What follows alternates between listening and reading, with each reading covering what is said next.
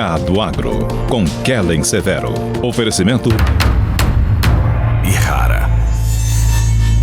Consórcio Massey Ferguson, a partir de R$ 1.470. Acesse cnmf.com.br. Sicoob, mais que uma escolha financeira. Abra sua conta. Olá, sejam muito bem-vindos ao Hora H do Agro, um programa onde discutimos e analisamos os temas que mais importam para o agronegócio brasileiro. Tensão na fronteira com o Brasil. Estados Unidos realizam manobras militares na Guiana após Venezuela aprovar a anexação de parte do país. A gente vai analisar os riscos de uma guerra na América e os impactos para o agronegócio. Agricultores jogam esterco em prédios do governo na França. Eles são contra o que chamam de excesso de taxas e agenda verde. E mais, 6 das maiores empresas de laticínios do mundo fazem uma aliança para reduzir as emissões de metano na pecuária. Petrobras reduz o preço do diesel nas refinarias em semana em que o petróleo atingiu o menor valor em 5 meses. Você acompanha tudo isso e muito mais a partir de agora no Hora H do Agro, que já está no ar. Nesta semana, os Estados Unidos realizaram exercícios militares aéreos em conjunto com a Guiana, na região do Essequibo, e foram conduzidas pelo Comando Sul dos Estados Unidos, que tem acordos de cooperação militar com a Guiana. Esses exercícios militares acontecem após o aumento das tensões aqui na América do Sul. A Venezuela reagiu ao exercício militar dos Estados Unidos na Guiana, a que chamou de infeliz provocação. O ministro da Defesa do país disse que é mais um passo dos americanos na direção errada e alertou que os exercícios dos militares não vão desviar a Venezuela de ações futuras para a recuperação de Essequibo. As tensões na fronteira do Brasil são consequência da decisão da Venezuela de anexar parte do país vizinho, a Guiana. O presidente venezuelano, Nicolás Maduro, realizou um plebiscito sobre a anexação de 70% da Guiana, que, segundo ele, foi aprovado por mais de 95% da população. No Twitter, Maduro fez um post do novo mapa da Venezuela com a inclusão da Guiana, que, segundo ele, será levado a todas as escolas e universidades e estabelecimentos públicos. O presidente da Guiana afirmou que vai recorrer ao Conselho de Segurança da ONU contra a reivindicação ilegal da Venezuela pelo controle do Essequibo. Ele criticou a posição de Maduro como ameaça direta à integridade territorial, à soberania e à independência da Guiana. Nós preparamos uma tela com o mapa desses países para que você veja que o Brasil faz fronteira tanto com a Venezuela, tanto com a Guiana. Esta área sinalizada é o local em que a Venezuela está demandando para si. A região é rica em petróleo, minérios e pedras preciosas e está sob o controle da Guiana desde que o país se tornou independente em 1966. Agora, Roraima, estado brasileiro, é considerado uma das últimas fronteiras agrícolas do Brasil, local onde a produção agro pode se expandir. O estado do Norte tem uma produção de grãos estimada de 574 mil toneladas na safra 23-24, de acordo com a Conab. E nessa tela, para quem nos acompanha pela TV, há regiões de soja, sinalizada em verde, onde ocorre essa produção. Além de soja, também tem destaque as áreas de milho, vejam só. No mapa fica claro onde é que tem áreas de milho na produção em Roraima, sinalizados em verde claro também, e avançamos para as áreas de arroz, outra cultura também presente no estado, sinalizando em verde claro neste mapa do Departamento de Agricultura dos Estados Unidos. A gente está aqui destacando essa região que está ali na fronteira entre Venezuela e Guiana. A gente vai entender qual é o risco de uma guerra entre Venezuela e Guiana e os impactos para o agro do Brasil e para a região norte, especialmente Roraima, que a gente acabou de mostrar para vocês aqui. Vamos receber os nossos convidados. Silvio Cassione, diretor da Eurasia Group. Seja muito bem-vindo ao Hora H do Agro, Silvio. Muito obrigado. Prazer estar aqui. Obrigada pela presença e recebemos também Aloísio Nascimento da Silva, que é secretário de Atração de Investimento do Governo de Roraima e também produtor rural no estado. Seja muito bem-vindo, Aloísio. Obrigado, Kellen. Obrigado a todos. Obrigada a vocês pela presença. E Silvio, eu começo contigo perguntando qual é o risco de uma guerra entre Venezuela e Guiana, bem aqui na fronteira do Brasil. Pois é. O risco de uma guerra de grandes proporções parece pequeno.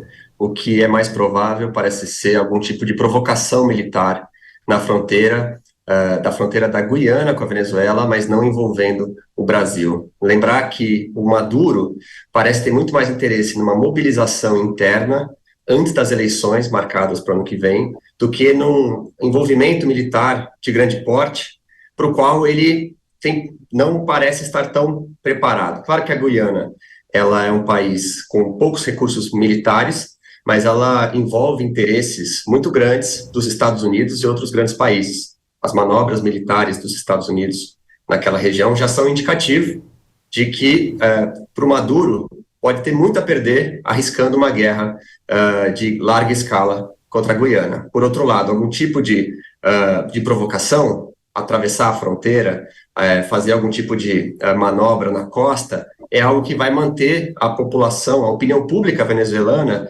distraída. Isso pode ser útil para ele nas eleições do ano que vem.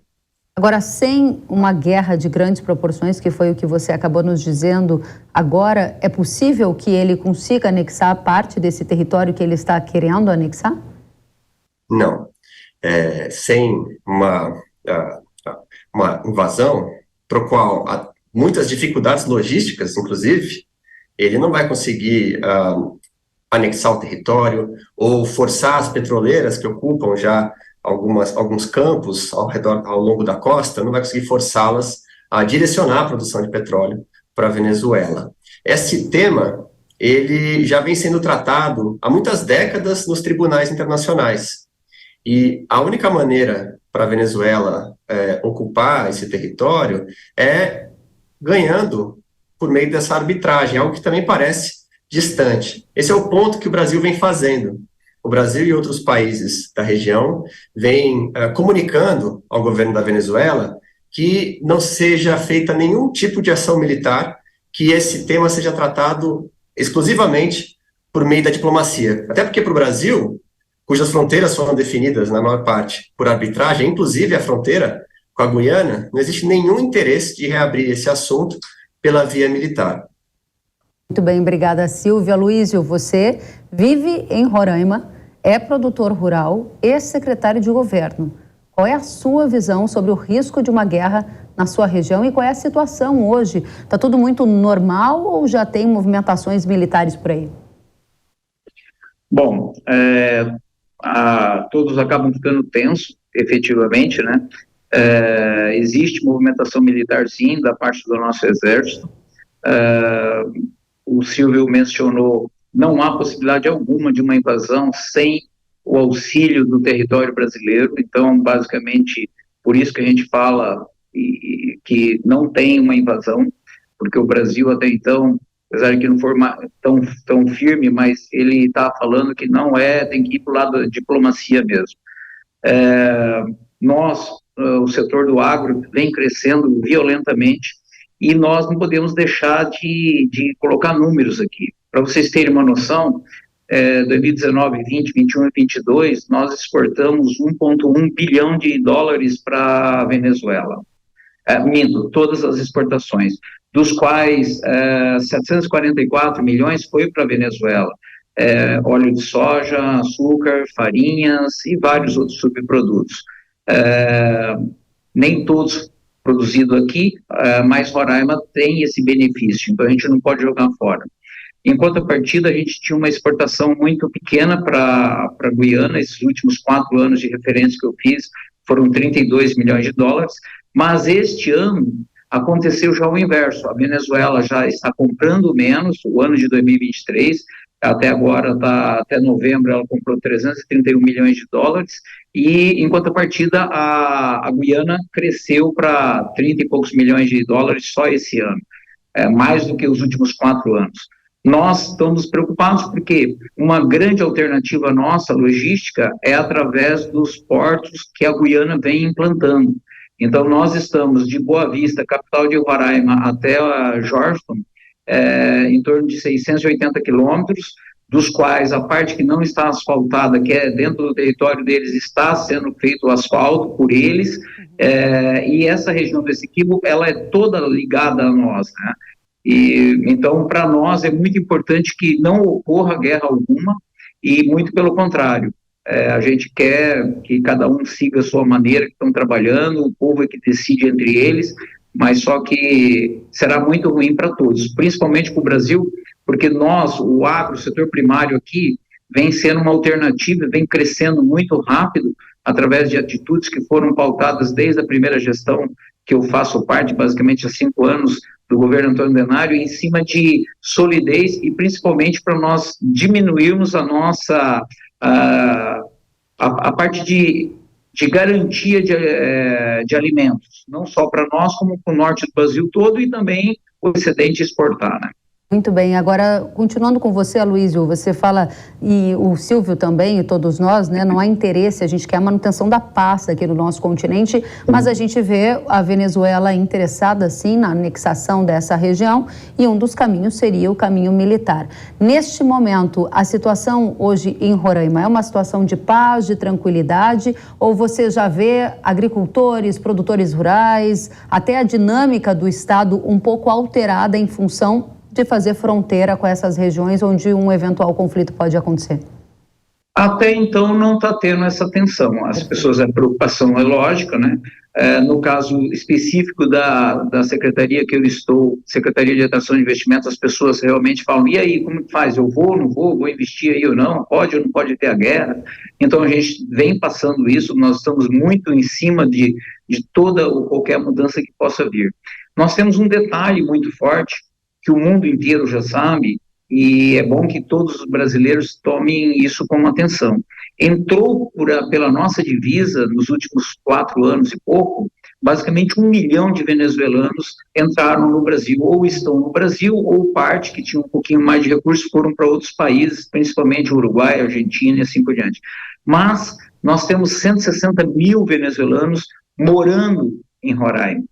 Com esse número, basicamente 70% estando na capital. Então, isso, se eles estão aqui, é porque eles não estão favoráveis à maneira que eles estavam vivendo lá.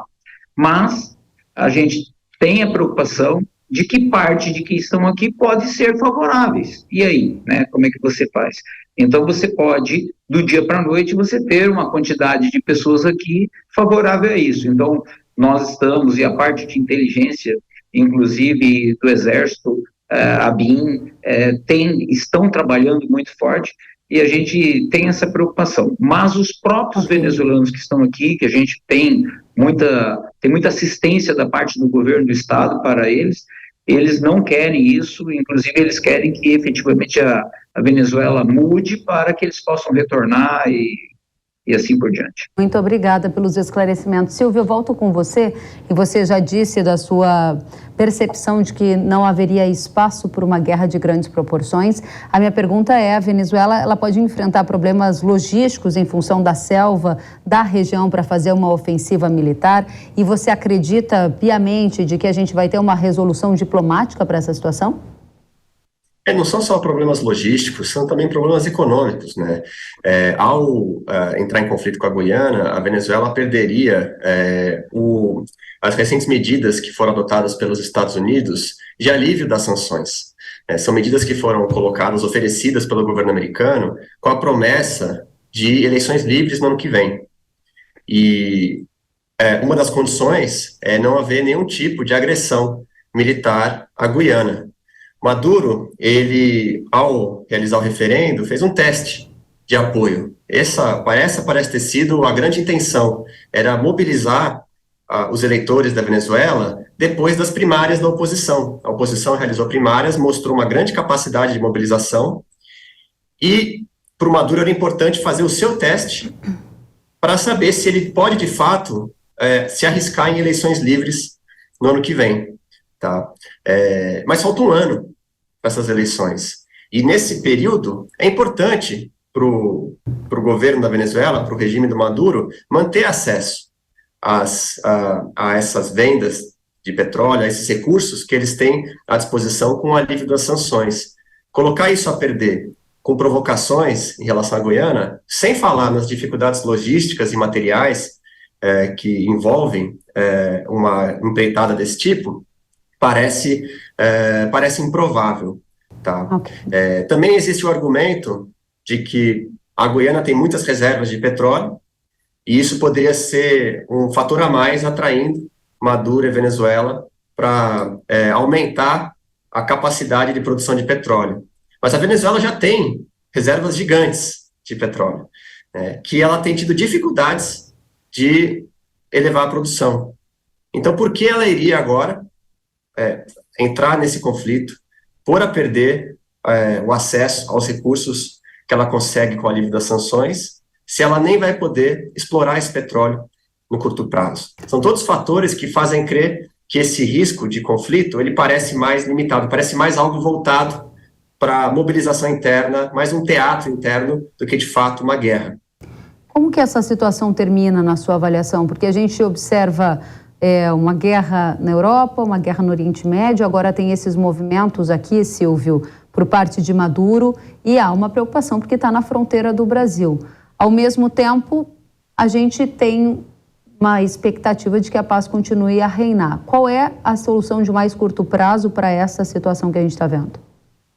Bom, no curto prazo, a gente pode ver algum tipo de provocação a mais, né? A tendência parece ser de algum tipo de escalada, né? Só não uma guerra total, mas algum tipo de ação na fronteira, alguma demonstração de que os venezuelanos querem fazer valer o resultado do referendo. Isso está, de fato, na mesa. E a resposta a uma provocação provavelmente vai ser proporcional à gravidade dessa provocação.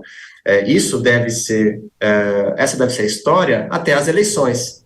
E com as eleições no ano que vem, a dúvida se serão livres ou não, qual o grau de interferência que o Maduro vai precisar aplicar para garantir a vitória, isso é o que vai determinar o resultado na sequência, a relação da Venezuela com os Estados Unidos, com o Brasil, com a Guiana, em função da autonomia dessas eleições. Agora, a região do Essequibo, essa questão, ela já tem mais de 100 anos, e ela só vai ser resolvida de fato com uma decisão definitiva dos tribunais internacionais. Muito bem, obrigada, Silvia. Luiz, eu volto com você. Como que a situação logística em Roraima seria afetada? A Venezuela teria que usar estradas de Roraima? E quais as regiões de produção agrícola que são mais sensíveis a essas tensões que a gente está falando aqui? Bom, eu parto do princípio que eles não poderão passar aqui, mas são duas rodovias federais, a BR-174 e a BR-401. Então, num raio de 0 a 100 quilômetros, na média, você tem produção de soja, milho e arroz. O arroz está colado na divisa com a Guiana, conforme os próprios mapas que você expôs aí. A soja um pouco menos, mas tem bastante. Então, como o nosso fluxo de entrada de insumos, principalmente fertilizantes e calcário, nós não usamos isso daí. Então, basicamente, a gente não importa nada deles. A preocupação é diminuir a exportação para a Venezuela, que aí sim a balança comercial do Brasil parece que não, mas é 1 bilhão e pouco, então, queira ou não queira, é significativo. Nós, Kelly, e inclusive parabéns, Silvio, eu acho que a sua análise está perfeita, inclusive a parte do teatro. Acredito eu que o que vai acontecer é esquentar isso pelos próximos, manter em banho-maria e esquentar efetivamente em junho do ano que vem, aonde ele pode perceber de que realmente ele possa perder se ele colocar uma livre, e aí, estando em estado de guerra, estado de sítio, que é o que a gente usa aqui no Brasil, ele poderia simplesmente prorrogar o mandato na caneta, né? Então, para a gente é muito ruim. Para a gente é muito importante do agro que as decisões do Brasil sejam muito firmes para que o Estado não sofra, principalmente nós, o Estado brasileiro e principalmente nós, Roraima, porque daí, consequentemente, tudo abala, né? Então, o custo de matéria-prima começa a se falar, o petróleo pode se alterar, e é complicado. E amanhã depois, quem nos garante que ele pode chegar e falar assim, eu também quero um pedaço de Roraima, porque não sei o quê. E as arbitragens que houveram, Kelly, são mais de 100 anos, a IOA já determinando Houve uma última arbitragem, que inclusive foi a Itália que fez a arbitragem, já determinou esse local, então está mais do que referendado, né? Eu acredito que está mais pelo lado dele fazer essas análises, se ele ganha ou não ganha, se ele for direto, né? Agora o agro, como nós colhemos em outubro a nossa safra, e para a próxima safra, basicamente, ela está encaminhada, negócios andando, ou basicamente todos feitos, e como nós temos uma indústria do Grupo Falavinha que já está esmagando soja aqui, nós estamos mais fortes do que caso fosse no passado. Mas a preocupação existe e a determinação do governo trandenário é para que a gente fique muito atento para que ninguém sofra, principalmente o pequeno produtor da agricultura familiar, que a gente está cuidando e cuidando muito, né? Muito bem, Luiz, e obrigada por trazer essas atualizações de quem vive essa realidade aí na prática, né? Silvio, você diz pra gente que posição vai ser a posição do Brasil. O Aloysio disse, esperamos uma posição firme, uma posição forte. Essa posição virá? Qual será o envolvimento do Brasil nessa situação? O Brasil fez uma declaração conjunta nessa semana com o Mercosul, teve a cúpula do Mercosul no Rio de Janeiro, onde exortou a Venezuela a manter as ações, a solução dessa questão somente pela paz e diplomacia. Algumas reuniões também já foram feitas entre os governos enviados, emissários do Brasil, Celso Amorim, o principal deles, que foi à Venezuela para mandar essa mensagem para o governo Maduro, e o presidente Lula se encontrando com o presidente da Guiana, pessoalmente, para também demonstrar o apoio do Brasil, a importância para o Brasil e para toda a região de uma solução pacífica. Do ponto de vista prático, o que o Brasil está cuidando, está se concentrando o máximo possível é na defesa da sua fronteira, na garantia de que da fronteira para trás não aconteça nada, ninguém ouse entrar. E esse recado está sendo transmitido com muita força para os venezuelanos. Da fronteira para lá, se a Venezuela tomar alguma atitude contra a Guiana, o recado que está chegando, ela vai perder apoio do Brasil, de vários outros países, para uma série de questões, entre elas o acesso, o alívio das sanções dos Estados Unidos. Isso para dizer o mínimo. Então seria um baque econômico para o regime venezuelano. Esse é um dos recados que está sendo comunicado não só pelo Brasil, mas pelo conjunto de países da região. Muito bem. O Aloysio colocava aqui uma preocupação interessante. Quem garante que o próximo passo de Maduro e Venezuela, se depois de Guiana, não pode ser também avançar em direção ao Brasil? Isso é algo que te ocorre com grande preocupação, pouca preocupação no momento, Silvio? Como é a sua análise? Várias pessoas, várias autoridades em Brasília com quem a gente conversou, disseram que a hipótese disso ocorrer é zero, que não há qualquer hipótese de uma ameaça real à fronteira brasileira, que essa fronteira vai ser defendida com todas as forças e que ninguém crê que seja do interesse da Venezuela pôr isso em questão. Então, é realmente um cenário com o qual não se trabalha hoje. É claro que alguns esforços de reforço militar estão sendo feitos, deslocamento de pessoas, de homens, de recursos, de blindados, mas muito disso, ou tudo isso, na verdade, já era planejado para o futuro e está sendo só antecipado, e com muito mais uma preocupação de segurança em geral, a questão migratória, a defesa das fronteiras, nos problemas de tráfico, de contrabando, problemas comuns a toda a fronteira brasileira, do que uma resposta, um recado que precisa ser dado para os venezuelanos. Esse recado, o Brasil entende que os venezuelanos já sabem e já entenderam. Ok. Aloysio, sua principal preocupação no momento como morador de Roraima, como membro do governo e como um produtor rural? Olha, a preocupação nossa é como brasileiro. Acho que todos os brasileiros têm que ter essa preocupação.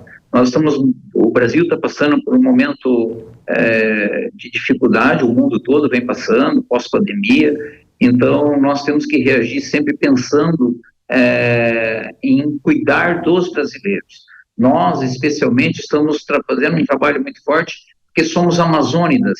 Então, nós somos basicamente 40 milhões de brasileiros que estamos aqui nessa faixa riquíssima, que inclusive não comentei, mas vocês devem saber, principalmente o Silvio deve saber, nós também temos 2 blocos de petróleo, casualmente aonde Boa Vista e a região do Bonfim, que segue para a Guiana, nós temos blocos determinados, isso o mundo inteiro sabe. Então, se você tem risco para uma pessoa que ele chega no limite dele, que ele quer permanecer da maneira que for, pode ser feito qualquer coisa. Também acho que é muito difícil, porque o peso do Brasil a nível de América do Sul e até o mundo, a nona potência do mundo, não vai se brincar à toa.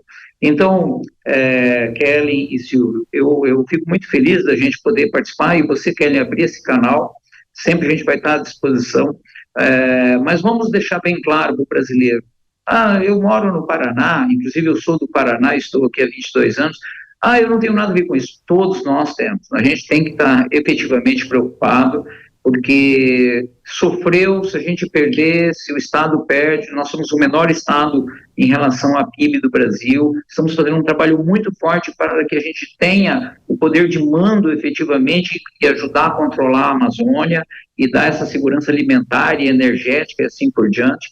Então, nós temos que ficar atentos. Muito bem. Sou muito grato a você, o Silvio, que fez a colaboração, e a Hora H do Agro sempre a gente vai estar disponível para vocês. Muito obrigada, nós que agradecemos a você, Aloísio, direto de Roraima. Aloísio, que é produtor rural e também secretário de Atração de Investimentos do governo de Roraima, muito obrigada por trazer as informações que a gente precisava conhecer da região, do agro, dos investimentos que estão sendo feitos no estado e desse ambiente no momento. Silvio, eu quero aproveitar para convidar todos os demais brasileiros, principalmente do setor primário do agro, venham conhecer Roraima. É importante que vocês sintam isso aqui e tenham efetivamente um olhar diferenciado por Roraima e para a gente cuidar do Brasil. Muito obrigada. Silvio Cassione, diretor da Eurásia Group, muito obrigada pela sua presença, pelas análises.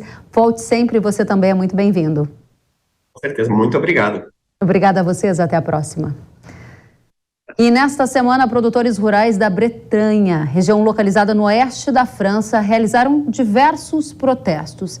Imagens chamaram a atenção, como essas postadas no Twitter, ou melhor, no X, antigo Twitter, mostrando os agricultores jogando esterco em prédios públicos da França. Eles reclamam das regulamentações excessivas relacionadas ao setor agrícola. Segundo a imprensa da França, os agricultores também questionam o pagamento de taxas para a utilização de água no solo e também o uso de agroquímico nas lavouras.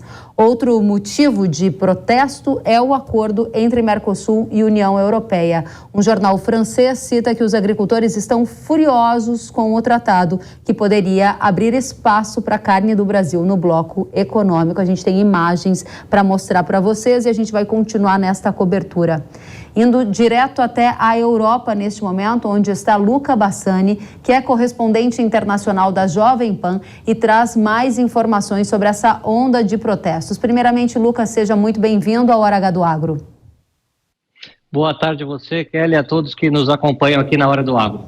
Luca, primeira pergunta a você. As imagens postadas nas redes sociais chamam a atenção. Há pneus sendo jogados na estrada, esterco em prédios públicos. Os jornais relatam que os agricultores estão furiosos. Como é que está a situação?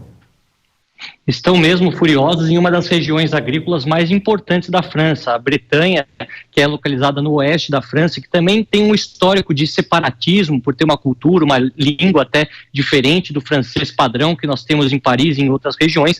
Nós vimos que ela é produtora principalmente da pecuária francesa, no que diz respeito à carne de porco, também a carne de diversas aves, e também relacionado à carne bovina. Exatamente esse protesto acontece pelas regulamentações que, segundo os produtores agrícolas, elas têm sido excessivas no governo de Emmanuel Macron, que fez outras promessas durante seu período eleitoral no ano passado, ao mesmo tempo que nós temos essas taxações extras quando se trata da utilização da água que vem do solo por conta da política ambiental da União Europeia, assim como a utilização de agrotóxicos, agroquímicos. Não sou dessa área, por favor, me corrija se cometer algum erro nesse quesito, mas a gente sabe que a União Europeia tem leis muito rígidas na utilização de defensivos agrícolas, se assim podemos dizer, e os franceses têm que seguir todas essas leis estipuladas, o que muitas vezes os obriga a pagar taxas extras quando querem manter a mesma maneira da produção dos últimos 20 anos.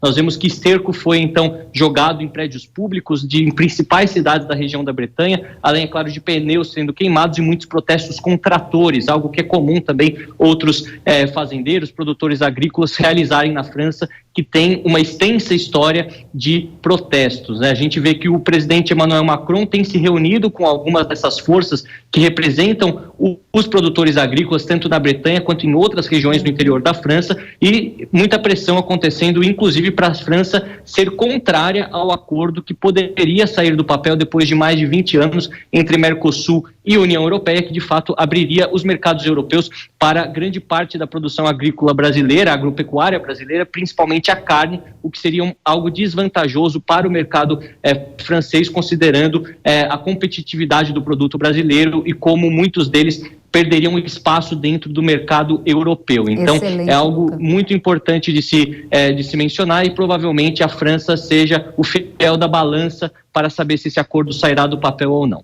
Interessante que você coloca, porque você, vivendo aí na Europa, consegue capturar essas sensações mais de perto. E a minha pergunta era justamente essa: se as reclamações sobre excesso de taxas e regulações, elas revelam um descontentamento da classe agro com o governo de Macron só nessa região da Bretanha, ou há um descontentamento em outras regiões do país, e esse é só um dos protestos que a gente está vendo, outros podem se avizinhar? Olha, Kelly, essa questão ela não é apenas exclusiva da França, mas de outros países na Europa que têm a produção agrícola como um dos principais setores econômicos. A França é o maior país da União Europeia em área, mas a Espanha, que também produz muito daquilo que consumimos aqui na União Europeia, a Itália e a Alemanha têm feito reclamações da mesma natureza, que as questões relacionadas às taxações ambientais, essa política verde adotada por Bruxelas, principalmente durante os últimos 10 anos, tem feito com que a produção não consiga ser tão competitiva quanto antes e, eventualmente, os preços tenham que subir, o que acaba pesando no bolso de todos os consumidores por conta de todos consumirem aquilo que é produzido aqui. O fato de na União Europeia não temos taxa entre os países não significa que essas taxas escondidas durante o processo de produção não sejam repassadas aos consumidores finais, o que acaba afetando a população como um todo da União Europeia. Então, é um descontentamento generalizado que tende a ser endereçado também no ano que vem, que teremos eleições a nível europeu para o Parlamento Europeu, para que o setor agrícola seja também cuidado de maneira mais detalhada, de maneira mais próxima, porque muitos deles se sentem abandonados durante os últimos anos. Essa correlação que você estabelece, que é muito importante entre o excesso de regulações, de taxas ou até decisões de agenda verde da Europa sobre o setor que produz alimentos, acaba gerando um ônus ao consumidor, que tem um aumento no seu custo de vida, a inflação dos alimentos acaba subindo, muitas ações já foram tomadas por governos que tentam fazer controle de preço no supermercado para evitar que esse custo se espraie. Na prática, o consumidor, o europeu, ele apoia o agricultor quando faz protestos como esses ou não? Nesse momento não tem isso muito claro. Como é que é a cobertura da imprensa europeia sobre esses temas? Para ser sincero, a imprensa não dá uma cobertura extensa, mas sempre que matérias relacionadas sobre isso vêm nos jornais, nas televisões, a população tende a se mostrar favorável, porque eles sabem que da extrema necessidade da produção agrícola para a sobrevivência da Europa, nesse momento, principalmente em que dois países importantes na produção agrícola estão fora do mercado europeu, pelo menos tiveram a sua participação extremamente reduzida, que é a Ucrânia e a Rússia, por conta da sua guerra. Nós sabemos que a Ucrânia produz muitos grãos, seja milho, seja cevada, seja também o óleo de girassol, entre tantas outros gêneros agrícolas. Então, nesse momento, esses setores internos que realizam essa produção precisam do apoio de toda essa visão do governo voltada também à regulamentação das taxas e diminuição das mesmas, uma vez que eles se sentem um pouco afogados, se assim podemos dizer, com tantas taxas novas que vêm surgindo, que podem surgir mais em alguns países, países que têm políticas que buscam ainda mais regulamentar esse setor, porque colocam na produção agrícola, na agropecuária como um todo, também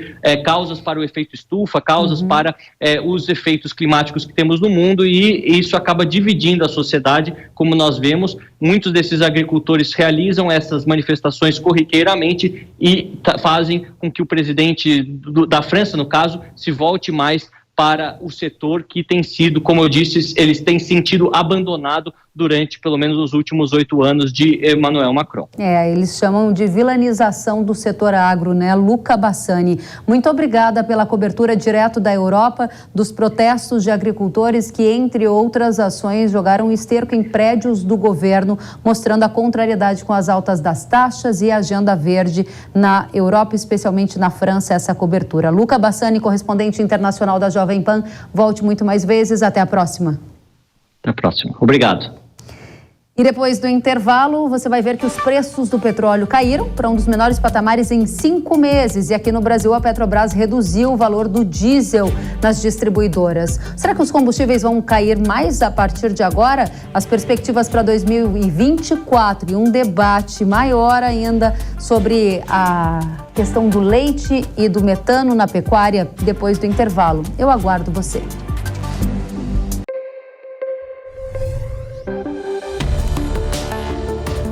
O agro, setor que movimenta a economia brasileira, gerando renda, emprego e oportunidades para toda a população.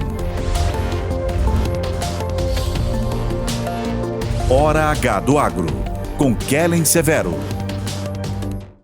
Precisando de uma nova máquina para aumentar a sua produtividade? Aqui no Consórcio Nacional Massey Ferguson lançamos o Grupo 377. Com ele vem vários benefícios exclusivos para você, como planos em até 10 anos para pagar, sem juros, sem taxa de adesão e parcelas reduzidas a partir de R$ 1.470. Aproveite e procure a rede de concessionárias Massey Ferguson. Quer saber mais? Acesse www.cnmf.com.br ou entre em contato pelo WhatsApp 11 9 3016 0316. Eu só queria te contar sobre o cooperativismo financeiro, a união de pessoas. Gente que não é só cliente, é dona e dono. Isso é ter voz, participação até nos resultados. Cooperativa não é banco nem fintech, é inclusão de verdade. E quanto mais gente fizer parte, maior será a transformação. Tá aí a explicação.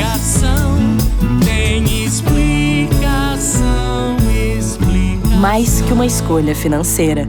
Cicobi. Sabia que o Brasil é um dos maiores produtores de soja e milho no mundo? Esse mercado movimenta mais de 70 bilhões de dólares anualmente e tem muitas oportunidades. Com o curso de comercialização de soja e milho da NIL, você aprende a negociar preços em bolsas internacionais e proteger seu capital. O professor João Birkan tem mais de 60 anos de experiência e vai te ensinar como ganhar dinheiro no agronegócio.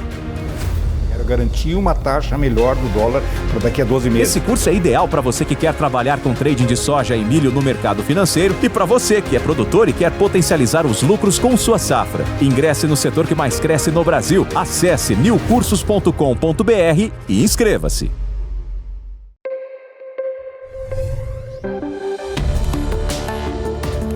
O agro, setor que movimenta a economia brasileira, gerando renda, emprego e oportunidades para toda a população. Hora H do Agro, com Kellen Severo. Estamos de volta com Hora H do Agro aqui na Jovem Pan News. Nesta semana, 6 das maiores empresas de laticínios do mundo anunciaram que vão começar a divulgar as suas emissões de metano até 2024. O metano é um gás liberado durante o processo de digestão dos animais na pecuária. O plano faz parte de uma aliança global do setor lácteo lançada na COP28 em Dubai e conta com a adesão de empresas como Danone, General Mills, Nestlé, Kraft Heinz e outras. Além da divulgação das emissões, essas empresas se comprometeram a elaborar planos de ação para a redução do metano até o final do próximo ano. Porém, não foi divulgado quais seriam as medidas adotadas na cadeia de produção para reduzir estas emissões. A gente vai analisar os impactos da medida para o Brasil com 2 convidadas. A Lígia Pimentel, que é CEO da Agrifato. Lígia, seja muito bem-vinda à Hora H do Agro. Obrigada, Kelly. Prazer tê-la conosco e também vamos conhecer a Maria Antonieta Guazelli, que é pecuarista e coordenadora da Associação de Produtores de Leite. Seja muito bem-vinda, Maria. Obrigada, Keren, pelo convite. Um prazer estar aqui. Obrigada a vocês. E, Lígia, eu começo com você. Como pactos como esse para redução de metano, assinados pelas maiores empresas do setor de leite, afetam a pecuária brasileira na sua avaliação? A gente sabe que a pecuária brasileira está no centro da mesa de qualquer discussão que tenha a ver com o meio ambiente, né? Mas a pecuária brasileira, ela é muito verde, né, pela sua própria natureza. A gente tem uma pecuária aqui muito extensiva, principalmente a pecuária de corte, pela natureza da produção, mas a pecuária de leite também. E isso acaba gerando mais pressão, porque quando se dá essa notícia, a gente já tem automaticamente a impressão de que tem muito o que melhorar, que a gente está fazendo isso por conta de alguma falta de controle que a gente tem aqui dentro da nossa produção. Então, isso de imediato traz mais pressão, né? Mostra aí que as empresas estão dispostas a mexer em alguma coisa para, literalmente, melhorar aqui a produção internamente e as nossas possíveis emissões. Então, gera pressão. Estamos falando aí de pressão e deve cair sobre os produtores. Essa é a impressão que fica. Interessante. Maria, você como produtora, né, pecuarista, quais são os impactos que medidas como essa trazem nas rotinas de vocês e qual é a estratégia para redução de metano, se isso já é usado por pecuaristas de leite aqui no Brasil? Eu concordo com o que a Lídia colocou. Na verdade, nós pecuaristas, não podemos responder por 100%, né, de todos, mas assim, um grande grupo de pecuaristas já tem essa preocupação.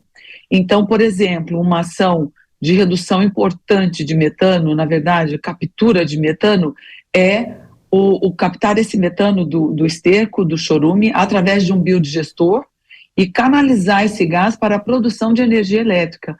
Então, algo que seria danoso para o meio ambiente vira uma dádiva, né?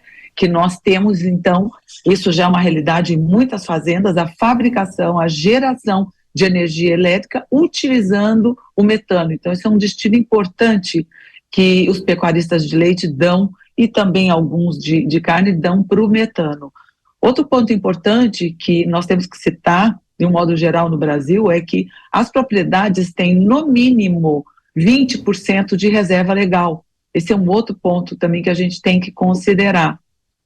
E um outro estudo mais recentemente, que já é aplicado em algumas fazendas, é a adição de alguns suplementos na dieta. Esses produtos já estão disponíveis no nosso mercado e esses produtos vão, então, minimizar a emissão do metano durante o processo digestivo. Então, realmente, nós temos ações já em andamento.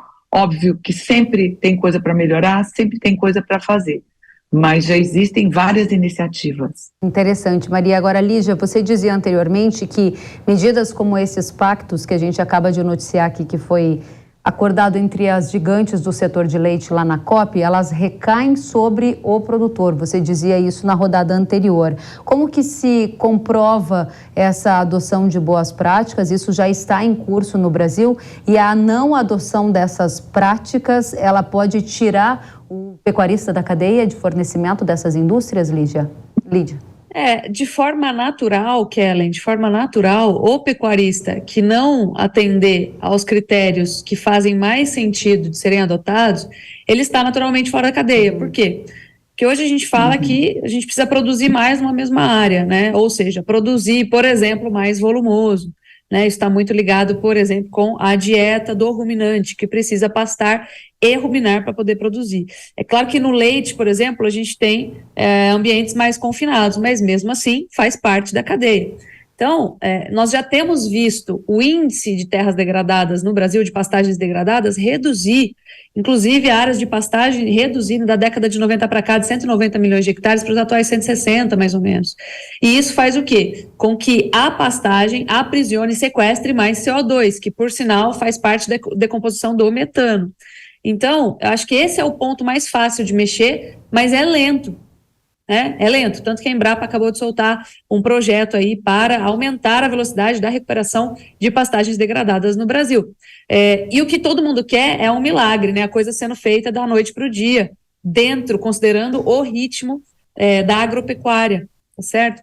Então, esse é um ponto que, para mim, é nevrálgico, né? A gente tem um processo que é amparado pela evolução da pressão econômica sobre a pecuária, que faz com que a gente seja mais eficiente, faz com que a gente produza mais massa de capim que sequestra o CO2 da atmosfera, acaba fazendo o balanço, ninguém fala do balanço, né? E isso seria o mais fácil, o mais natural e o mais eficiente para o produtor fazer, né? Até porque, eu vou até colocar um contraponto aqui, se a gente fala de aditivo na ração para que reduza a emissão de metano, qual que é a emissão de gás de efeito estufa do processamento desses aditivos, do transporte desses aditivos até a fazenda? Então, assim, a gente tem balanços ou equações feitas parcialmente, né? E a gente tem que lembrar de Lavoisier, nada se cria, nada se perde, tudo se transforma. Interessantíssimo, Lígia, obrigada.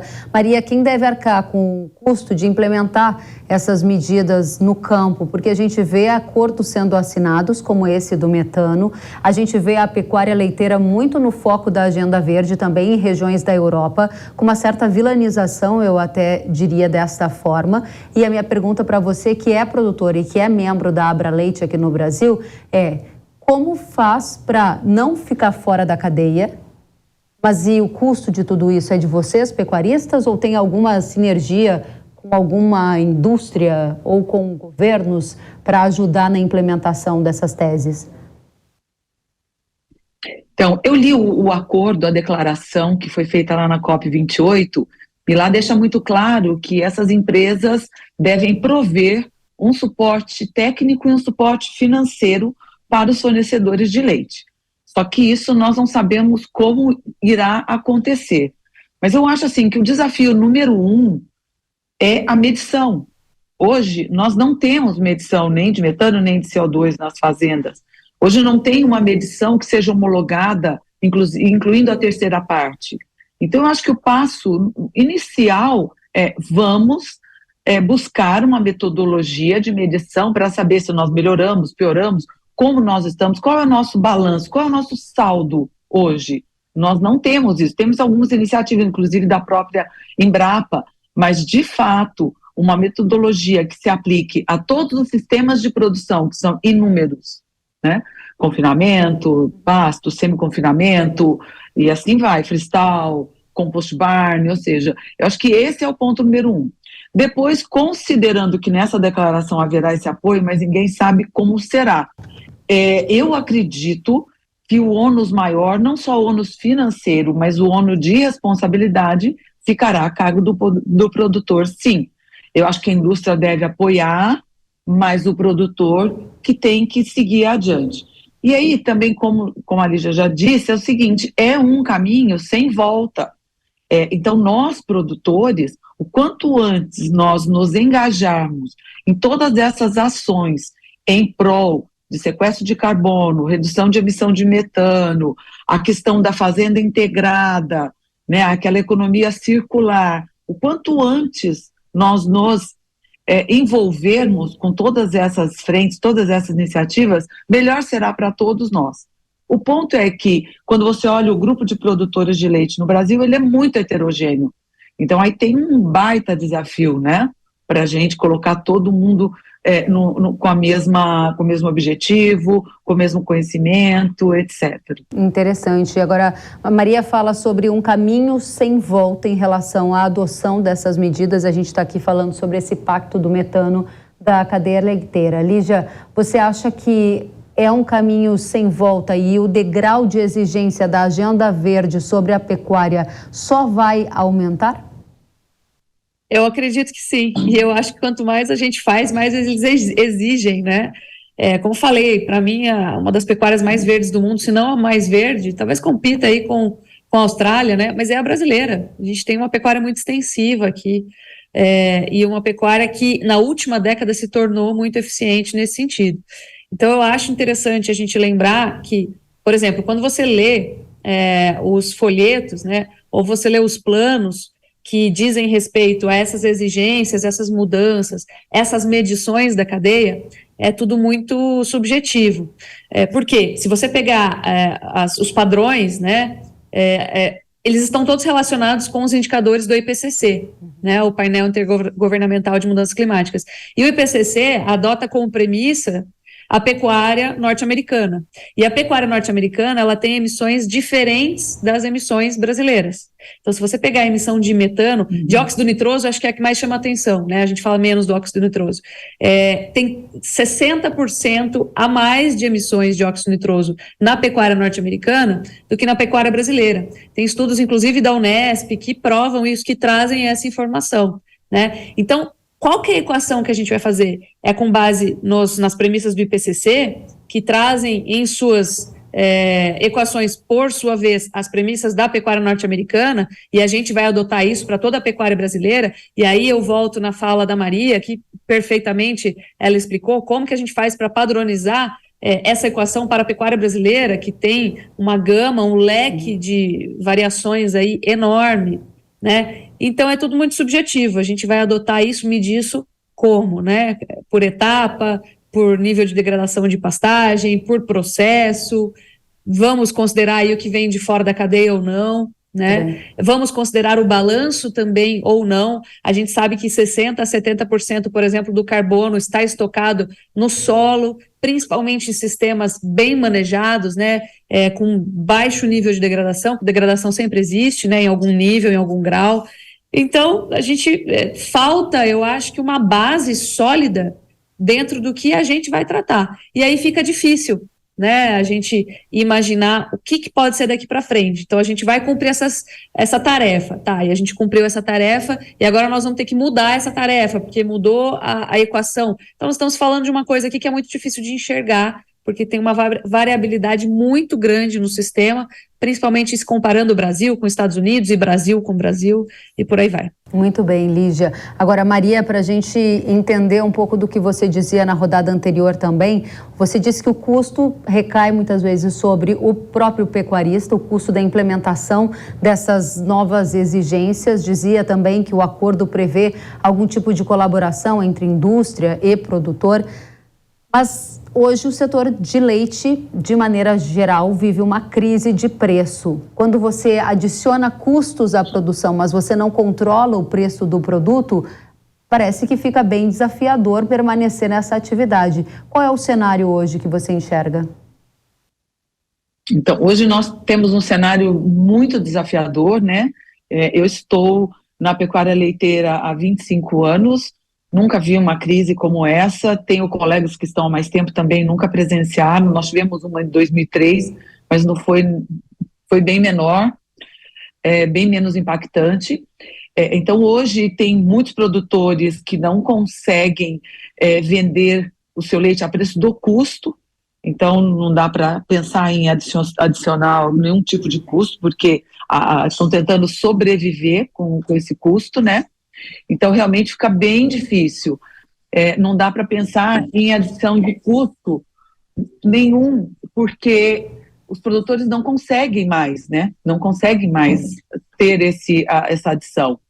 E aí, a gente tem um outro fator também, que como foi falado aqui de pastagens, mas imagina que num sistema de confinamento, nós temos a produção de volumoso e também uma enorme oportunidade de captura, né, de CO2. Então, o ponto é sermos eficientes. Não conseguimos adicionar custo, mas conseguimos ser mais eficientes, com certeza. Em todos os manejos da fazenda, buscar essa eficiência, né, na produção do volumoso, no manejo, a questão da saúde animal, é outro ponto também que nós temos que sempre lembrar. Então, eu acho que a eficiência tem alguns manejos que não tem adição de custo, mas tem muitos ganhos. Muito bem. Quero agradecer a vocês pelo ótimo painel e pelo esclarecimento de como essa medida contra o metano pode impactar a pecuária brasileira. Lígia Pimentel, CEO da Agrifato, obrigada, volte sempre. Obrigada, Kellen, pelo convite. Um prazer, Maria. Obrigada a você também. Maria Antonieta Guazelli, pecuarista e coordenadora da Abra Leite. Obrigada, Maria. Obrigada, Lígia. Voltem sempre. Até já. Até. E nesta semana, os preços internacionais do petróleo WTI caíram e atingiram os mais baixos patamares em 5 meses, com o barril sendo negociado ao redor de $70. Entre os motivos para o recuo estão as incertezas sobre a eficácia dos últimos cortes de produção realizados pela OPEP, que é a Organização dos Países Exportadores de Petróleo. Além disso, a alta dos estoques de gasolina nos Estados Unidos e temores também sobre uma desaceleração de demanda pela commodity. A Petrobras anunciou nesta semana a redução do preço médio do diesel vendido às distribuidoras. O combustível vai ter recuo de 27 centavos por litro, passando a valer cerca de R$ 3,78. Segundo a petroleira, os preços de venda do diesel às distribuidoras acumulam queda de 71 centavos neste ano, ou 15,8%. O preço dos combustíveis vai cair mais? Quais são as perspectivas para 2024? A gente vai saber disso agora com Pedro Rodrigues. Pedro, que é diretor do Centro Brasileiro de Infraestrutura. Seja muito bem-vindo ao Hora H do Agro, Pedro. Obrigado, Kelly. É um prazer estar aqui com vocês. Obrigada pela presença. E o diesel tem espaço para cair mais depois dessa baixa anunciada pela Petrobras? Olha, Kelly, quando a Petrobras mudou sua política de preço, deixando a PPI de lado e criando essa nova política de preço, na verdade, essa política criada ela se transformou numa grande caixa preta, que tirou a previsibilidade do mercado de saber quando os preços poderiam cair ou até subir em função do mercado internacional.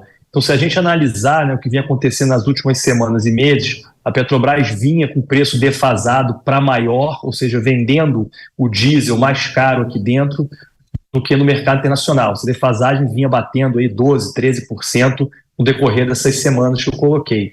E aí agora a petroleira anuncia essa redução de 27 centavos, na verdade caiu em torno de 6%, a defasagem. Então a gente ainda tem uma gordura de 6%, 6 e pouquinho por cento defasado ainda maior. Então se você me pergunta se tem espaço para cair, teria, se a gente olhasse pela lógica antiga, para aquela lógica da política de preço, paridade, preço, importação. Porém, com essa nova política da Petrobras fica difícil, quase como se a gente tivesse que ter uma bola de cristal para saber se a petroleira vai repassar esses preços para o consumidor ou não. Só para saber se eu entendi bem, você está dizendo que o diesel hoje está mais caro aqui no mercado brasileiro, doméstico, do que no exterior? Exatamente. A gente está pagando aqui hoje na cotação do fechamento de ontem, que foi quando foi anunciada a redução de petróleo e câmbio de hoje, a gente ainda está com 6,20 e poucos por cento mais caro do que no mercado internacional. Interessantíssimo que você coloca que não dá para prever se esse diesel vai cair, porque a gente tem muitas dúvidas sobre a política de preço da Petrobras. Essa baixa do diesel que a gente observou sendo anunciada pela Petrobras, e se vierem outras, ela pode ser esvaziada, ou seja, anulada pelo aumento de impostos que estão previstos para incidir sobre os combustíveis a partir do início de 2024? Olha, sem dúvida, mas é difícil a gente prever. O preço do petróleo é um produto que tem uma volatilidade muito alta. Então, às vezes, pode acontecer fatores, inclusive, exógenos, de fora da indústria do petróleo, que façam o preço dar um pico para cima e, às vezes, também cair, como é um movimento que a gente está vendo hoje, como você colocou na sua introdução. Apesar das reduções, dos cortes de produção praticados pela OPEP, a gente tem visto uma diminuição do preço do barril.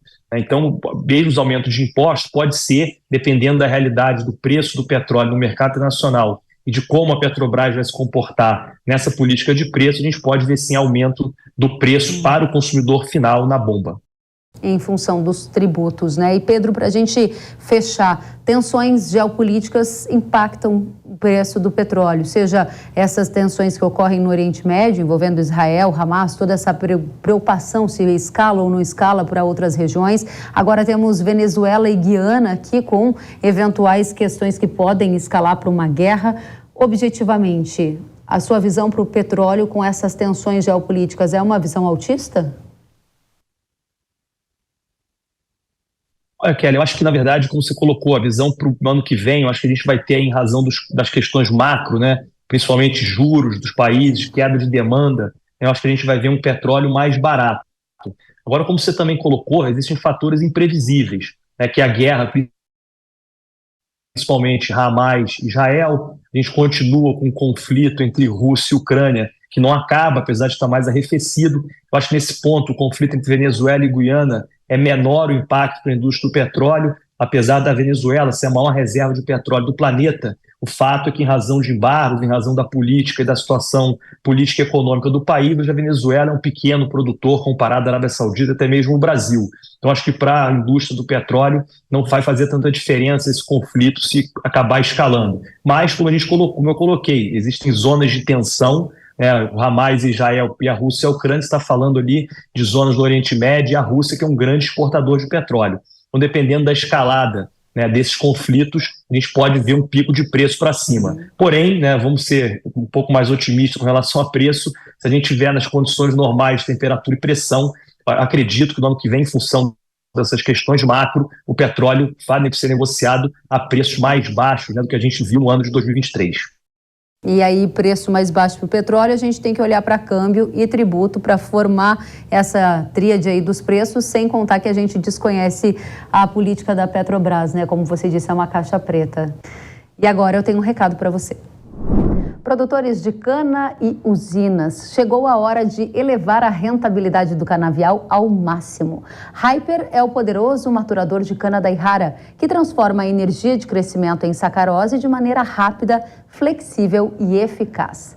Essa é a solução-chave para extrair o máximo potencial produtivo dos canaviais. Com flexibilidade de uso, o Hyper pode ser utilizado no início, no meio e fim de safra, com maior período de colheita útil. Assim, você define o melhor momento para colher, atingindo o máximo TAH.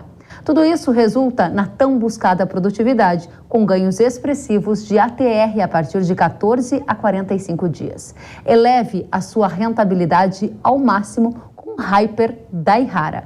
Acesse yara.com.br ou aponte a câmera do seu celular para o QR Code que está aparecendo na sua tela e saiba mais sobre Hyper.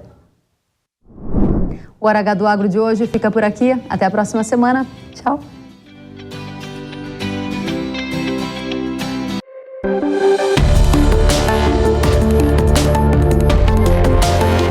Hora H do Agro, com Kellen Severo. Oferecimento Yara. Consórcio Massey Ferguson, a partir de R$ 1.470. Acesse cnmf.com.br. Sicoob, mais que uma escolha financeira. Abra sua conta. Realização Jovem Pan News.